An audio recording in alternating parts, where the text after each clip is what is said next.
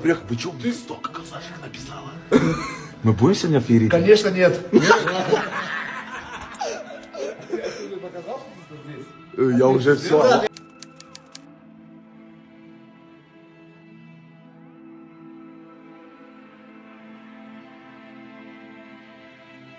Кешегі ана жүмбеттердің қазақтың қыздары туралы айтқан видеосын енді көріп, енді вникать етіп жатырмын. Маған енді жетіп жатыр, не тема болып жатқан, енді түсініп жатырмын да. Менің өзім қарындасым бар, сестраларым бар. Соларға да тиіп кетіп, менің намысыма қатты тиіп кетіп жатыр да, жаңа айтқан әңгімелері ше. Қатты қаным қарай отыр. Мен білмейді екенмін оларды, олар сотта жүрді 15 сутка. Кім екенін білмеймін, стример ма, тиктокер ма, біреулер ғой. Кім білет, аккаунттарын білсеңдер. Мына видео мына отрезгін қырқып жіберіңдер соларға. Пацаны, еще раз на моей территории, в моей стране, на моей земле такое повторится, я вас ручной кладью отправлю. Лично я обещаю, что я ручной кладью вас отправлю. По частям домой поедете. Достарым, қазақтың қыздарына тіл тигізген Ресей мен Азербайжандық блогерлер қамалғаны жеткіліксіз бұлардың. Бұған қатаң шара қолдану керек. Лобачевский де жатыр қазір. Лобачевский оның алдына қажет болса шығатын күн өзіміз күтіп аламыз, керек па өзіміз сол жерге адым задержанный болып арестке түсеміз, көттерін айырамыз бар. Бұларға просто так былай қоя салмау керек. Бұларға өзіміз кінәліміз. И бүкіл қазақтың қыздарын намысына тиіп жатыр да, бұлар саған қазақтың қыздары, қара көз қыздарымыз ойыншық емес. Өзге елден келдің ба, көтіңді қысып жүрсей шаңыраққа қара. И мына видеоға назар аудар.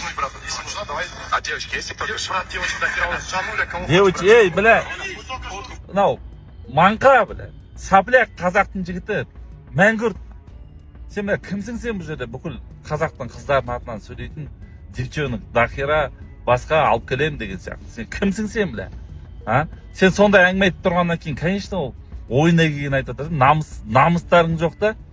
Намысы бар қазақтың жігіттері бар, бірақ намысы бар жігіттер баратын болса, аяқ қолын сындырады да мыналардың. И дальнейшем солар сотталады да.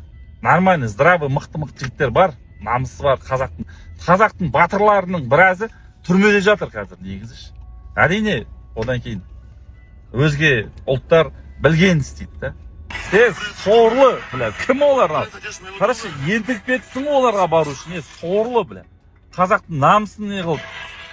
Қазақтың жігіттерінің бәрі осындай деп ойлап қымбат та?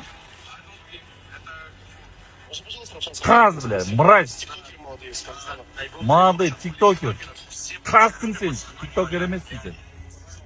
Мразь, фотоға түсу үшін қара. И осы жерде сөйлесіп айтып тұр да, қазақтың қыздары көп осылай. Қыздар көп жазып жатыр дейді да. Мана.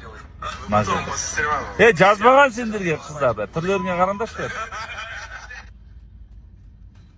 Аяқ қолдарын сындырса ренжисіңдер ғой. Аяқ прям Қазақстан гостеприимный емес осындай деп.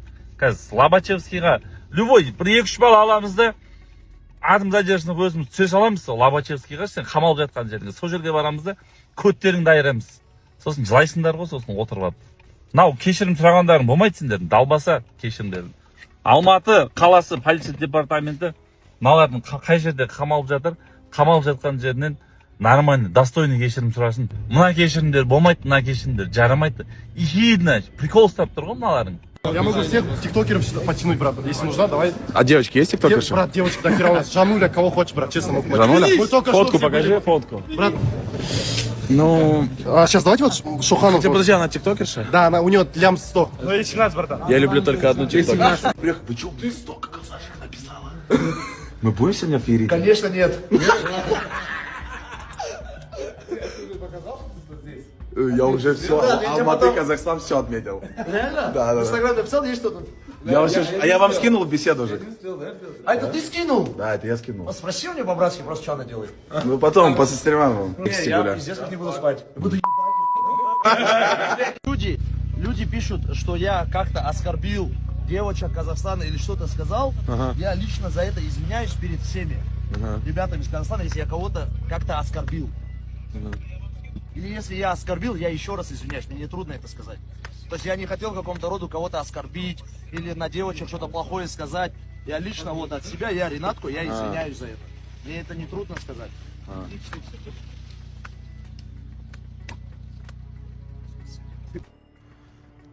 Лобачевский 10 міне.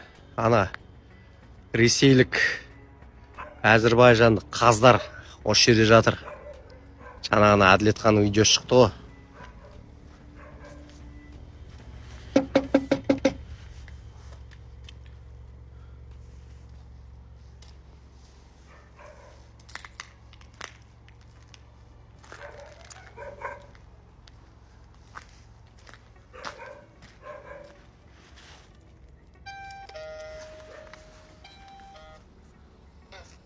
Ассалаумалейкум.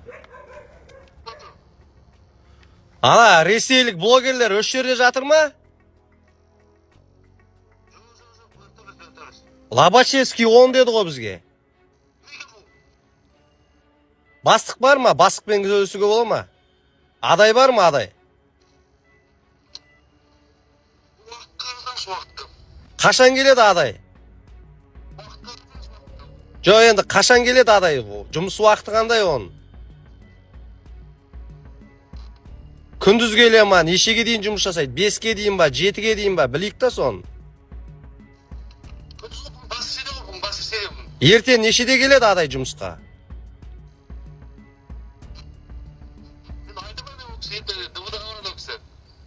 Жоқ, вообще жұмыс уақыты қандай? Таңертең 9-дан 5-ке дейін жүре ма? Оу! Ана Россияның блогерлері осы жерде жатыр деп бізге ақпарат келді ғой. Осы жерде жатыр деп, осы жерде. 15-те өлкет қамалды деп.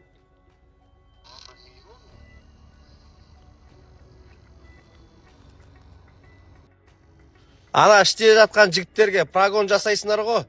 Не үшін жатқанын? Біздің қазақ дейтін бар ғой, қонақ жай ғой, базар жоқ. Бірақ қонақты сыйлаған, төрге шығарған, бірақ басқа шығармаған ғой. Бірақ стая деген Россияның блогерлері бар ғой, стримерлері. Жаман да пускать етіп қойды алдында келіп. Мен намысыма тиіп кетті, басым кетіп қалды, шын айтайын бар ғой. Равшан деген вообще уважать ететін едім. Уважениеға тұрмайтын адамдар екен ғой, кажется, олар. Бля, оларды домбыра тартып, қазақтар андап барып, мындап барып, оларды баняға барып, шеше күтіп, соларды ше, не, вообще бар ғой, түкке пайдасы жоқ олар. Лучше бар ғой, Қазақстанда біреу жағдайы жоқ, біреуді апарыңдар баняға. Лучше жағдайы жоқ, біреуге бауырсақ, қымыз, домбырамен тартып, қаншама жетім адам, балалары бар, қаншама үлкен кісілер бар. Лучше соларға көмектескеніміз дұрыс па дедім мен. Какой-то айдаладан келген біреулерге өйтіп құрмет көрсетіп керек жоқ екен, мынандай басқандай чатын әңгімелер айтатын болса. В общем, не керек? Көтті қысып жүру керек еді оларға, базар жоқ на. Мен ойлап қойдым негіз. Сәл-пәл Атырау, Ақтау жақтарда мына тема болып қалса, ай, тірі қалмайтын бетті қоямын ше, ол жақтағы братандардан.